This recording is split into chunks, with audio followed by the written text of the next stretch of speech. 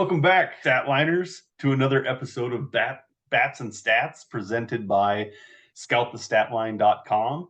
I, myself, is Brian, as always, my pal here, Ross Jensen, and we're going to jump into some stuff.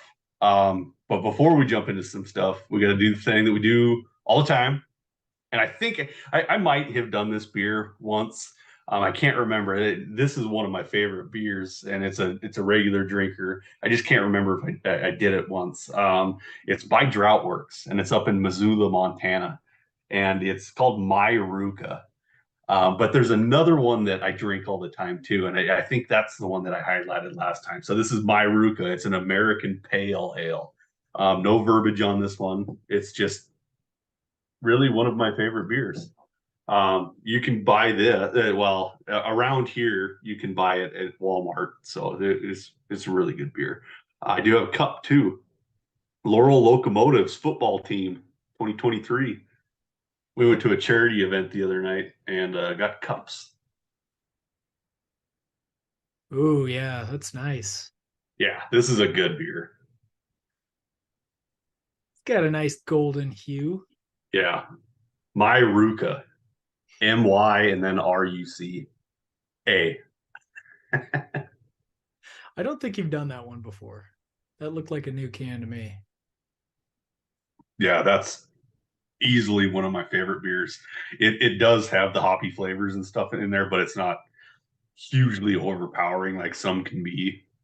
Yeah, that's just a delicious beer. Droughtworks, Missoula, Montana, Myruka.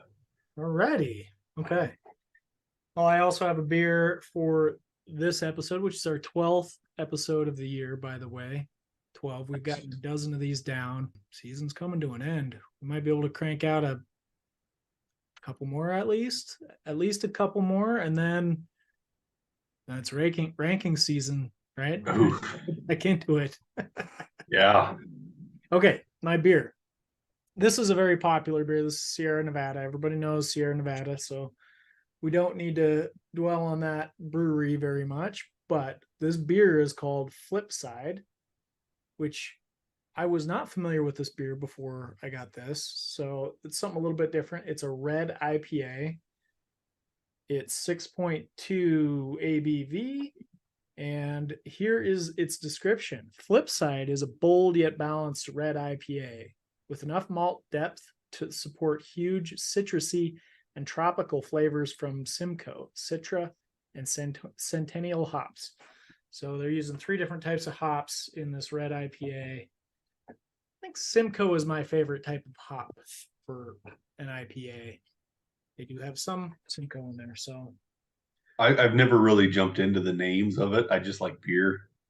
and just like the beer. Okay. That's an interesting. I've never heard of Flipside, and I drink a lot of Sierra Nevada. So that's a darker. That's why I've never drank it.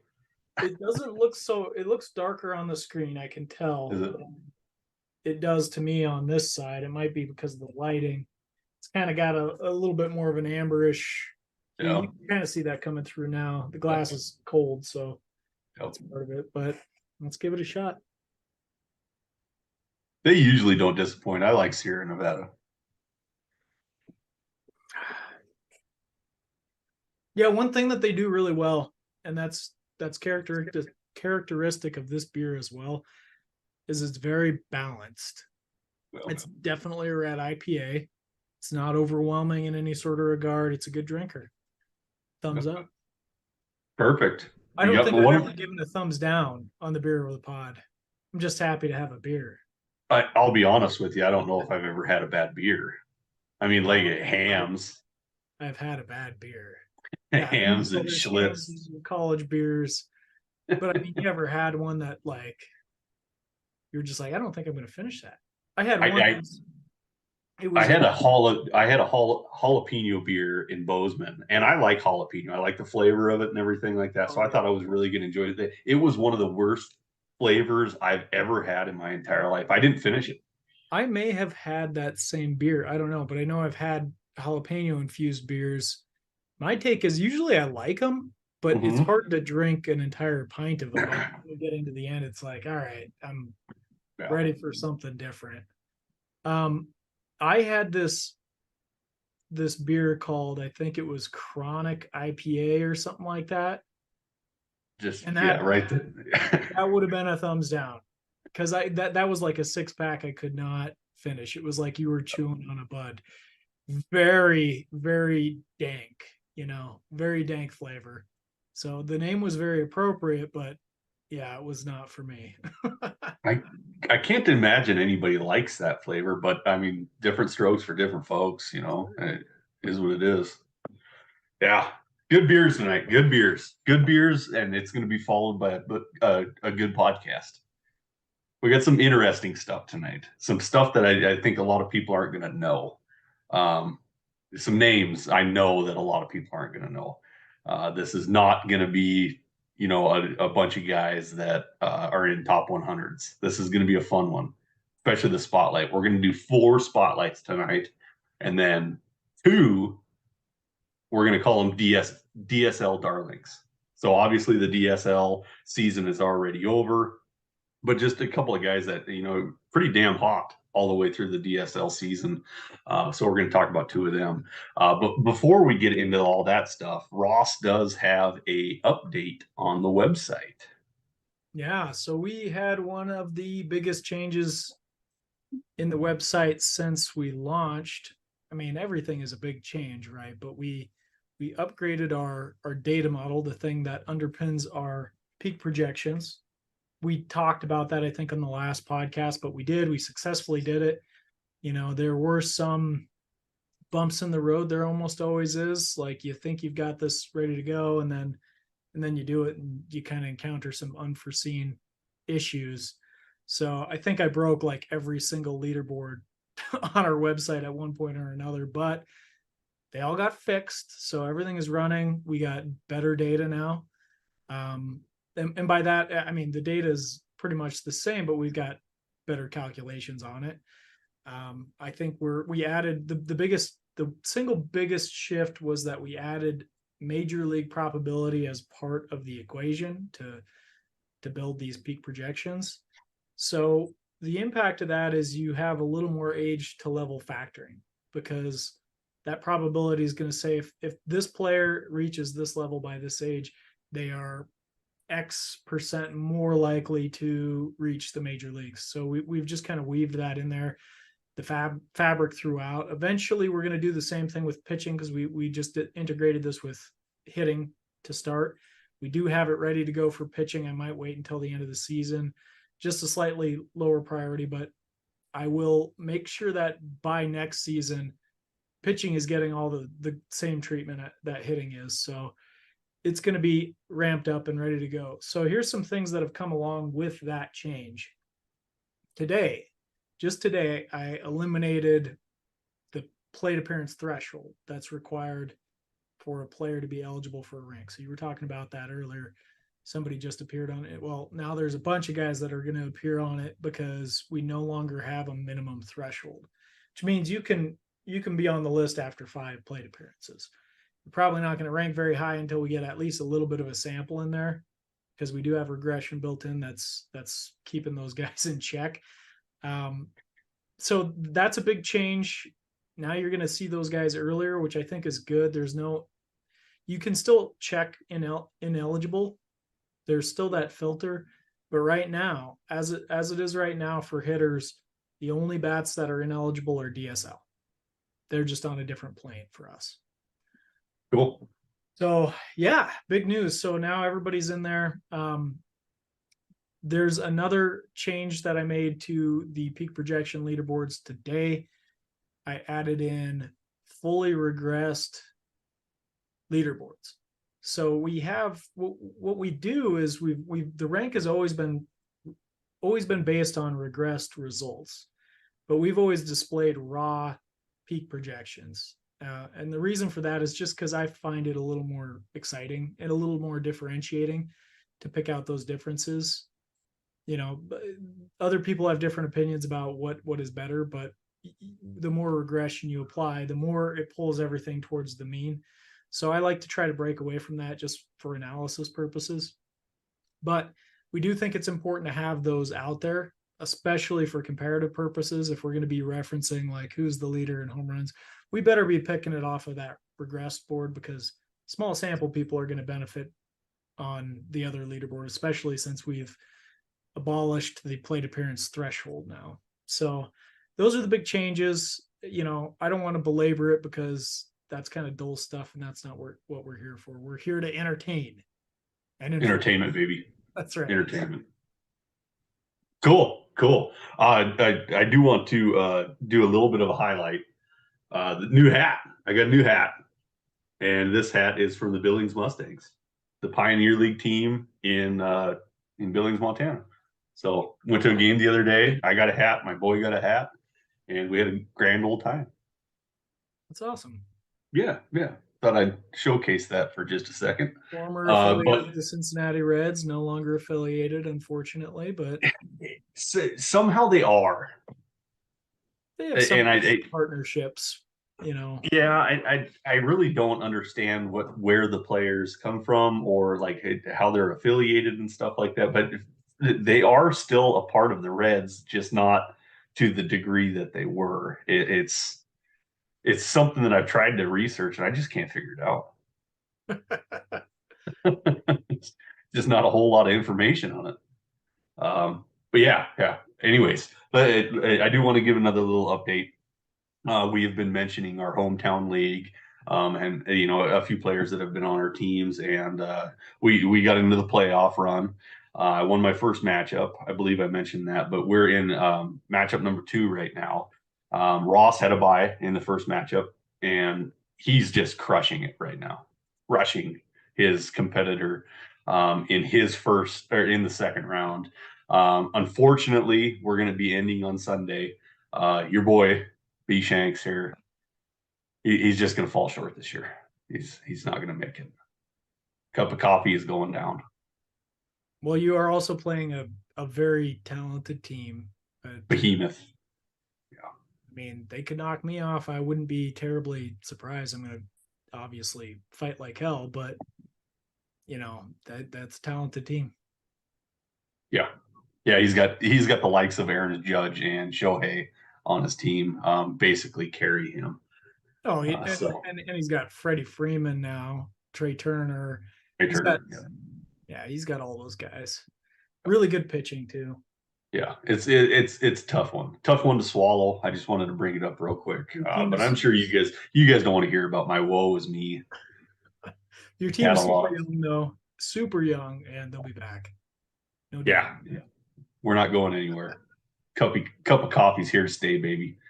But let's jump into our first segment here, and we're going to call this the DSL Darlings. So these are just a couple of guys that I wanted to highlight real quick that mashed. They mashed in the DSL, and that's what you want to see. We've said it time and time again. Don't trust DSL stats at all, right? But if you are gonna put them in the back of your mind, they better be astronomical. They better be insane. They better be crazy. Everything's got to line up. And here's just a couple of guys. You know what I mean? Do you have anything else to add on the DSL guys? Well, I would just say this. I mean, every year I kind of did on my own, just this little segment, not a podcast, just an article when I was just writing articles. I always did a hashtag DSL Darlings. So that's where this is coming from. We actually had an article written on Scout the Statline done by Joe, and really good article. I would recommend everybody go check it out. It was published on the 11th, so a few weeks ago now, but he covers some of these guys that we're going to be talking about and then some. So, and one other thing that I would add to this, Brian, I think you already covered it when you said that these are stats that we don't trust quite as much. Yeah. So what we're saying right now is just these are guys to keep an eye on, see what it looks like when they come over stateside. That's when you want to pounce on these guys if they're replicating those results against, I guess, the more advanced arms in the U.S., then those are the guys that you want to start picking up on. You already got a preview, so they're on your radar. So They should be early pickups if they're doing it right. Well, these are two guys to keep an eye on to see even if they come over stateside next year. They might be in the DSL again. I don't know that. But Oh, these are well, okay. Well, I would hope so. I would hope so. yeah. Especially these two. But yeah, the first 100 at bats are going to be really important in pouncing on these guys. I would keep an eye on the first 100 at bats stateside, so you can go get these guys. And obviously, if it's not translating, don't add them. But just a couple of guys. First one I want to talk about. First guy. Oh, go ahead. Do you have something? Well, I was just going to say one more thing. Josue DePaula, this was a guy we talked about last year. Yep. And this is a really good example. And I'm not saying like he's somebody you move off of or anything like that, but do you remember the hype train that was moving on him? So that has died down significantly. And I think that's and you remember in those off-season talks, I think we even got kind of a hard time because we weren't fully on board. We were saying, hey, just it's DSL. The numbers look great, but it's DSL. Like we just don't know how that's going to translate yet. So that's just to reinforce the point that I was getting at, is that these are just guys that you want to have on your radar right now. Yep. Not much beyond that. Unless you got all sorts of excess roster spots and you can speculate, then it's okay. But anyway, continue. Sorry. So to add to that point, I used to have bookmarks on a lot of guys in the DSL. I would bookmark them and then just be able to click on my bookmarks and be able to check these guys out, how they're doing throughout the season. I do not recommend that at all because it is depressing to bookmark players and then look at what they're doing through it. 25 at bats here, 25 at bats there. Don't do it. It'll hurt your feelings really, really, really quick. So Eric Pena. Oh man, I got a notification that he hit a bomb, and I was like, oh man, maybe Eric Pena is doing pretty good. I looked up his stats, and I was like, ooh, he has still not figured it out.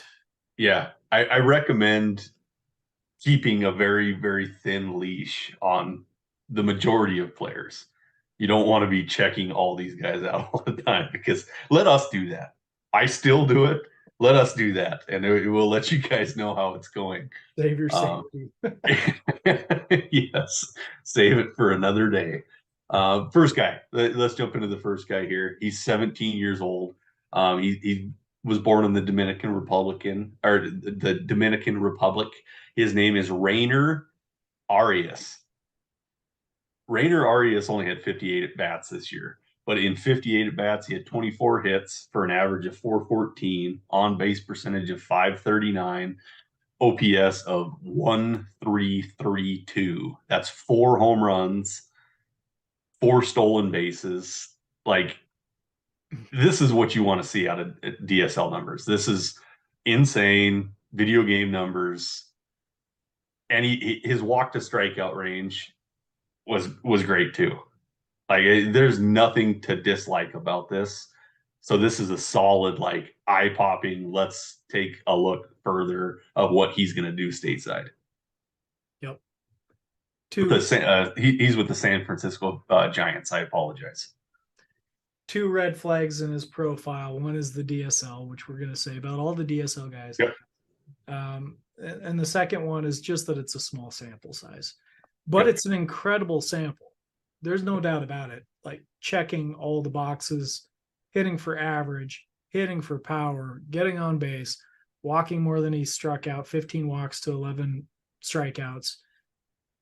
Really good numbers across the board. So 793 slugging percentage. You mentioned the OPS. That slugging percentage by itself stands out too. All these numbers stand out. So, and he's a young 17 too. Yeah.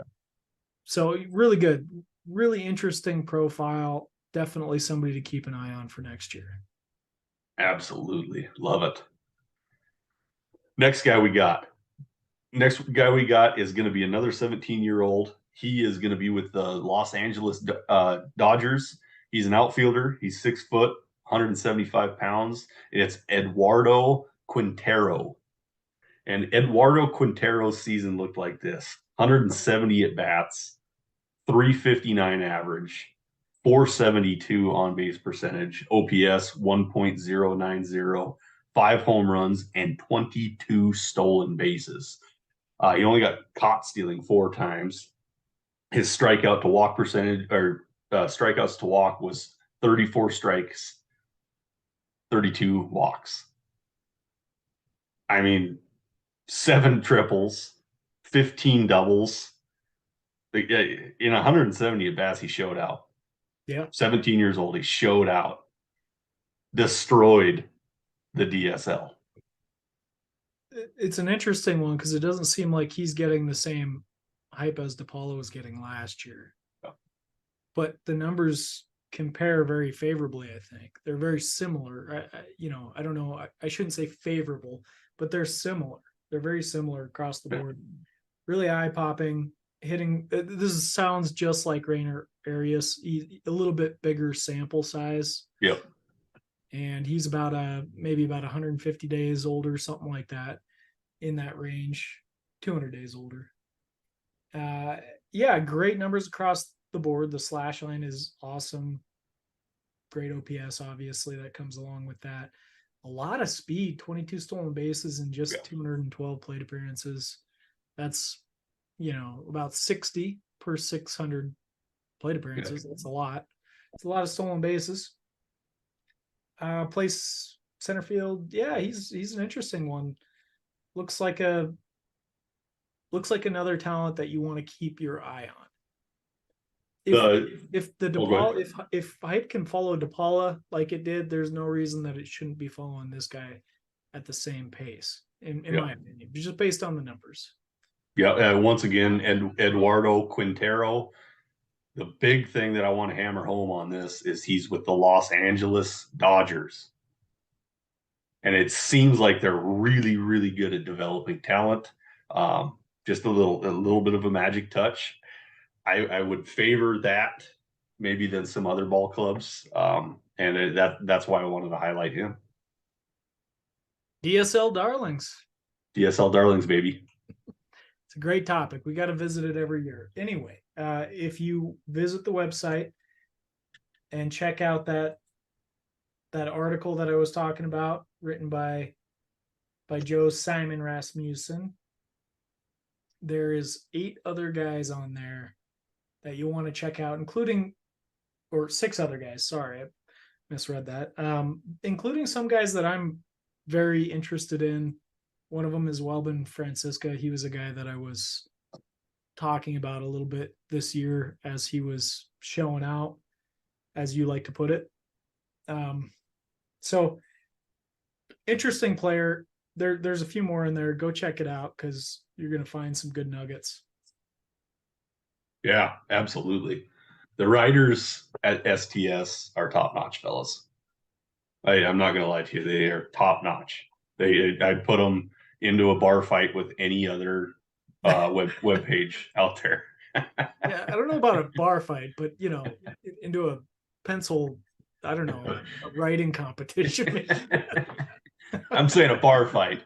Well, we do got Ryan. He's pretty goofy. I'd take a bar fight. Yeah, you got me. I'm a little on edge. It's okay. You're like the wild card. All right, we're gonna do 4 spotlights tonight, guys. And 4 spotlights because Ross mentioned it. We had an update with the website and some new names just flew up the list. Flew up the list because of some quirks and stuff that were behind the scenes. That probability factoring makes a big difference. Yeah. It does. It's fixed now. It's fixed now, and we got 2 guys that I want to start with. That it came out of nowhere, didn't know their names, and the first one is going to be Theyron Laronzon, and I hope I'm pronouncing that right. Ross, you can go ahead and fix me if you want. Theyron Laronzo, just with an O at the end, but yeah, that's Laronzo. Yes. Yeah. And Laronzo is a catcher for the Los Angeles Dodgers. He's with the single A. Yeah, another Dodger. And I love it. The Dodgers got magic touch, man.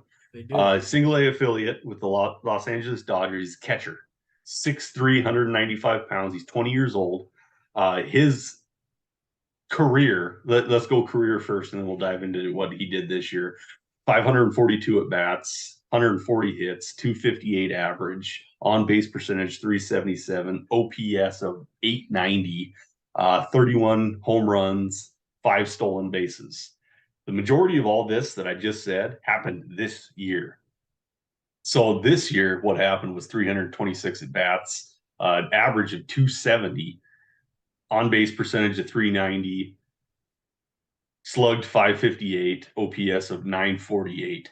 So 22 home runs, 2 stolen bases, which is like that's okay.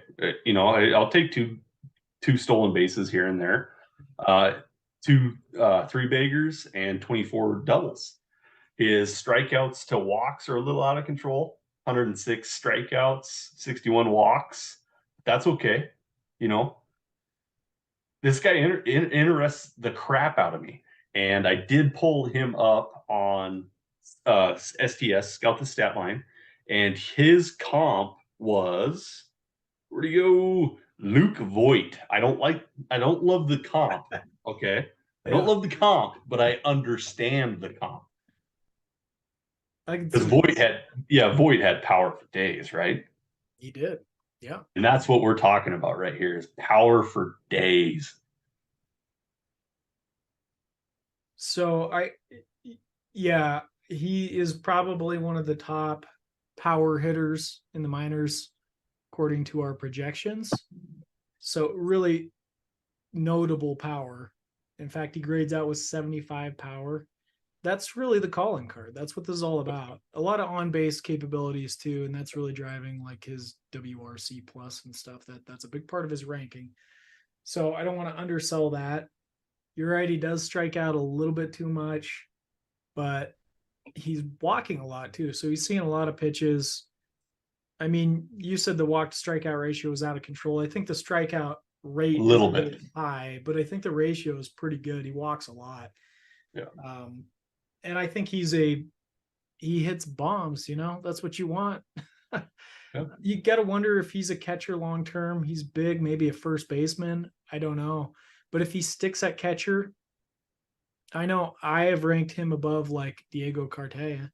So they got another guy up and coming that could fill that role. I have somebody ahead of both of them in the Dodger system. Who are you referring to? Jesus Galiz, yeah. Yeah. I'm a huge fan of him. We'll have to talk about him at a later date. Okay. Did we highlight him over the off season? I thought I did. I did in some articles, but I don't think we ever mentioned him in a podcast. Okay. Yeah, I think I'm putting him. I mean, I've got him higher than Galiz. I've got him higher than Cartaya, who's seems like he's kind of fallen off, for a guy that was a top international. And then you got this guy who seems relatively unknown, but he's really making a name for himself for sure. He's 20 years old now. This is his age 19 season, according to the cutoff time, whenever that is. So he's a very young 20-year-old now, but super interesting player. Yeah. You got to take a chance on him. I'm not saying he's like going to be a guy to build around. I'm not going that far, but I think he's got a lot of power and he could be a difference maker. We're going to see some AA numbers next year, and that'll be super exciting. Yeah. Super exciting. That's when my engines really start going, boys and girls. You love yourself some AA.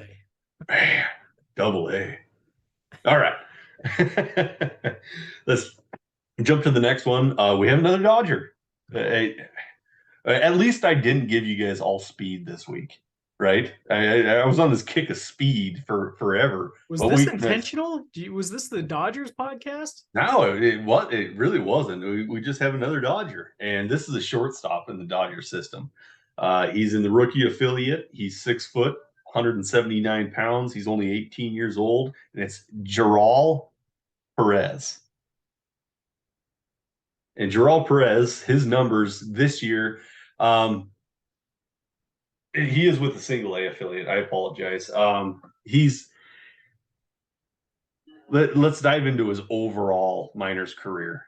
His overall minors career is 376 at bats. He's got 100 hits, 266 average, 382 on base, slugged 492, OPS of 874, 19 home runs, 14 stolen bases. It's all really decent, but decent can explode into something very nice. Like I said, he's only 18 years old. I don't know what kind of a 18-year-old. He'll be 19 in November. The early parts of November, he'll be 19, but he's already in single A and he's holding his own. Yeah. This is a age level deal for sure. And he's popping on Scout the Stat Lines leaderboard, getting a comp to Rice Hoskins, by the way. And this odd comp. It's an interesting one, but if you look at the peak projections, it kind of makes sense to me. And if you just look at his numbers in general, he is similar to Lorenzo. This guy's all about power and on-base potential. That's his calling card. I mean, almost to a T. It's like we're talking about the same guy, except for Perez is a year younger. He's doing it a year younger. So he's hitting for a lot of power, even though, like, you look at it right now and you see 11 home runs. You're like, that's not that many home runs. Mm-hmm. Yeah, he's 18 years old. He's a young kid doing this in single A now. That's pretty impressive. He's projecting for 37 home runs at peak per 600. We're talking about a shortstop right now too. Yeah. So, well, he kind of plays all over. He's some second base, some third base. I mean, he's just infield utility right now. So we'll see where he ends up. Could be third base. I mean, he seems like a guy hitting for the kind of power that he is. He might fill out and they'll push him over to third base or something like that. So we'll see with him, but lots of power, walking at a very healthy rate, actually striking out less than Lorenzo, which is promising. Really interesting player. I'm not going to give a full endorsement of a go get, but I did tweet about this guy just a couple days ago, and I said, this is somebody that I'm watching. Because one thing I do know is Scout the Stat Line is great about bubbling these guys up, and this is the type of profile you could see a huge breakout from next season. Yeah. And we're going to see. So he's going to start out early next year in A-ball with, I mean, a realistic shot if he turns it on at 19 years old, double A. And that excites me. Anytime you're 19 years old and you can reach double A, they see it, and then the numbers always tell that we can see it. Yeah, I think for him, we'll probably see him starting in single A next year. He only has 27 plate appearances there right now. Yeah. And I don't even really need to go through his 2023 numbers because they're pretty similar to the career numbers that you read. I think he's improved a little bit with his plate discipline. He's walking a little bit more than he did before. So I think that's promising. He's trending the right direction. He's still hitting for power. No home runs yet at single A, but again, it's only 27 plate appearances. Nothing to worry about. I think he starts there next year. Yep. And yeah, if he's hitting really well, could see an earlier promotion to high A, and then it's possible we see him in double A by the second half of next year. It's possible. Awesome. He's got to be really swatting the ball, but this is the type of guy that we're saying it could happen with. So keep your eye on Gerald Perez. Agreed, my friend. Next guy that I want to spotlight. This is somebody that we kind of teased a little bit.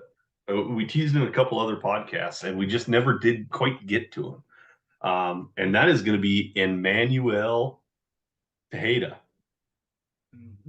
Emmanuel Tejeda is 18 years old. He's 5'11", 158 pounds, with the New York Yankees. And so he's got some DSL stats. He has 142 at bats in the DSL. I'm gonna go ahead and skip those guys and let's just jump into this complex league with the Yankees. And it's 166 at bats, 51 hits, average 307, on base 465, slugged 458, on base plus slugging 923, 5 home runs, 3 triples, 4 doubles, 24 stolen bases. Walks to strikeout is 1-1, 44 and 44. Emmanuel Tejada really, really excites me. And I am one of those guys that will find a player that's affiliated with a team that I will not take players on.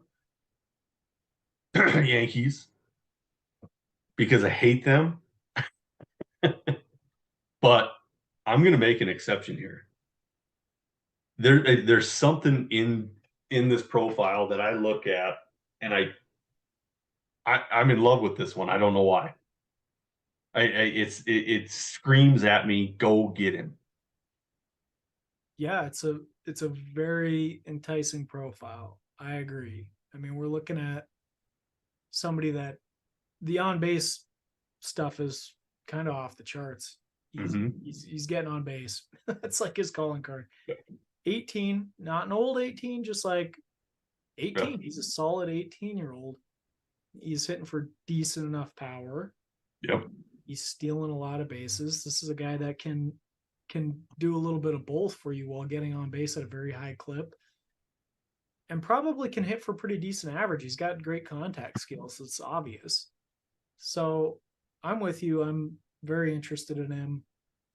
He's projecting for 17 home runs and 24 stolen bases at peak. That's notable. Yeah, I'm into it. Who's his comp? His comp is Bobby Bonds. You know, we actually got a Barry Bonds comp recently. I don't want to go into that in too many details. The sample size was pretty small, so it's probably not going to stick. But I was shocked. I thought we would never get Barry Bonds as a comp. So that was pretty incredible. But yeah, Bobby Bonds, Barry's dad, who struck out a lot more, didn't walk as much as Barry, didn't hit as many home runs, but he was still a very versatile talent in the same vein that Barry is or was, in that he hit bombs and he stole a lot of bases in his career. He was a talented guy. I challenge everybody that's listening to this, or anybody that, you know, can catch wind of this, to dive massively deep into Tejada. I don't know. This screams #1 prospect in 3 years, 2 years. I mean, there's a long ways to go. I'm not. Oh yeah. I got to see him above the rookie level, but it's certainly promising. I mean, you got a guy like a Wander Franco. I know he's probably even faux pas to mention his name right now, but his numbers at the rookie level were unbelievable when he was 17. You know, that's kind of unmistakable. Here, it's like, these are very good numbers. I don't know about #1. Like, I didn't have any questions about that with Franco, but I do have some questions here about him. I don't know. We'll see. It's possible, but he's got a ways to go, in my opinion. This one's, I don't know what it is. Maybe it's just a hunch. It's a gut feeling. Sometimes you got to follow those gut feelings. He's a go get him for me. He is an absolute go get him. I absolutely agree. He's a go get him for me too.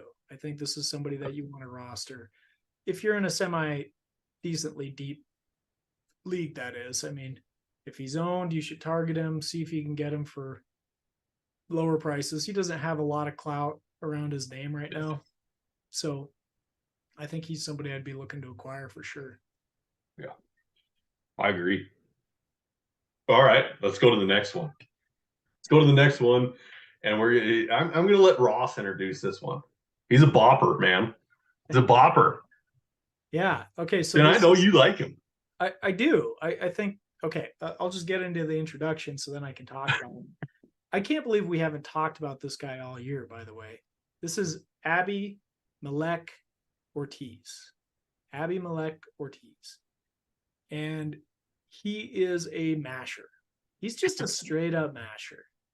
And I think this guy, I'm going to go out on a limb and say I think he's got some of the best power in the minor leagues, if not the best. I mean, he's got like Melendez out there that he's competing with, and some other guys. So I'm not going to, make a very definitive statement about that, but he has blown up this year. Yeah. And I think he's done it somehow kind of under the radar. So I want to highlight his numbers. This is really his breakout season because he's been around for a couple of years. He was in the DSL when he entered the league in 21. And then he was at single A last year as a 20-year-old. Not very inspiring numbers in 331 plate appearances, though he did have some sneaky power hidden there. And this year, it's just a different story. He started again at single A. He's now 21, a little old for the level. Acknowledge that at first, but just tore it up in single A until he was promoted to high A. And then he just like stepped it up a notch. Yeah. So I'll walk through the numbers. Single A, he finished there hitting 307 with 392 OBP and a 604 slugging percentage, 7 home runs, moved up to high A, hit 292 with a 352 OBP. Notable that his OBP dropped a little bit. So, he's got to manage his plate discipline a little bit better as he's moving up, because that's going to be a key. And a 618 slugging percentage, 23 more home runs, 24 because he hit one tonight. He's up to 31 home runs on the season now. And I want to call this out. One of my boys on Twitter, Dukes was my guy. He's been tweeting about this guy a lot this year, and he calls him Abby Bombs.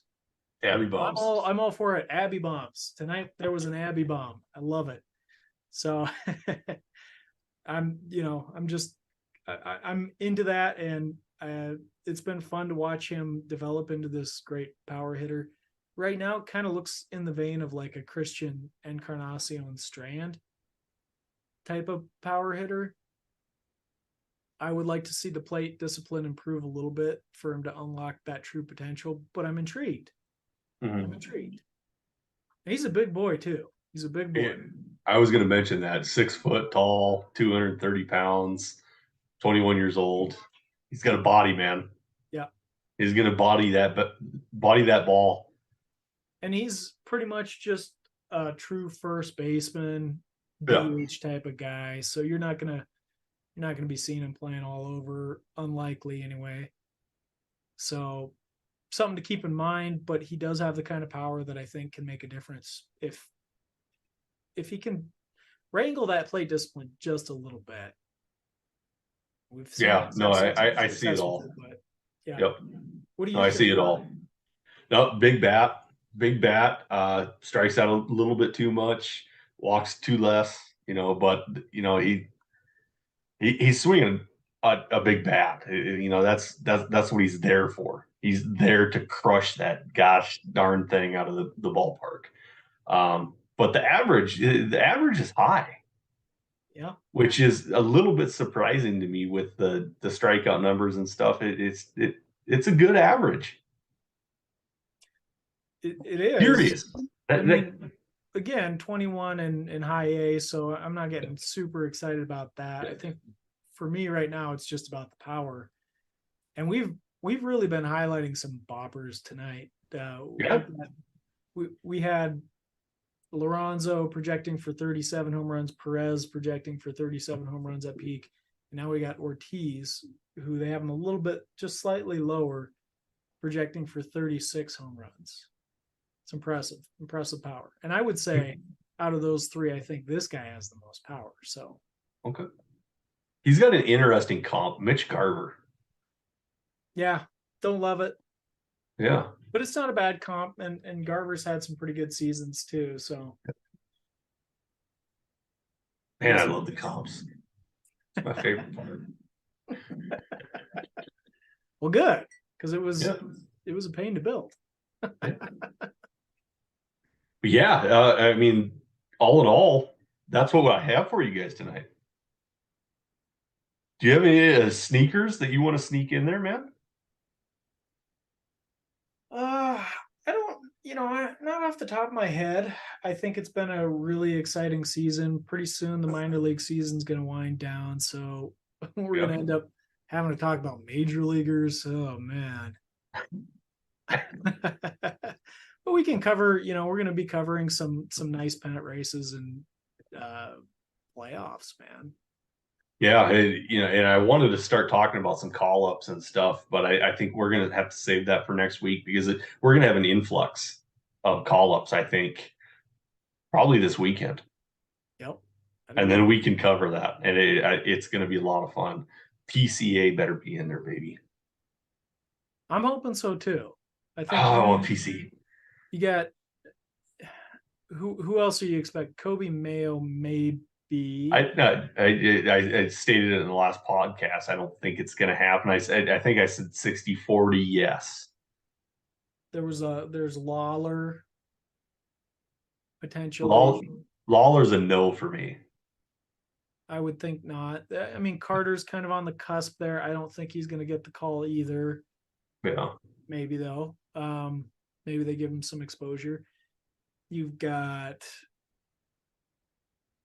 there's a lot. Yeah, there's somebody big that I'm missing.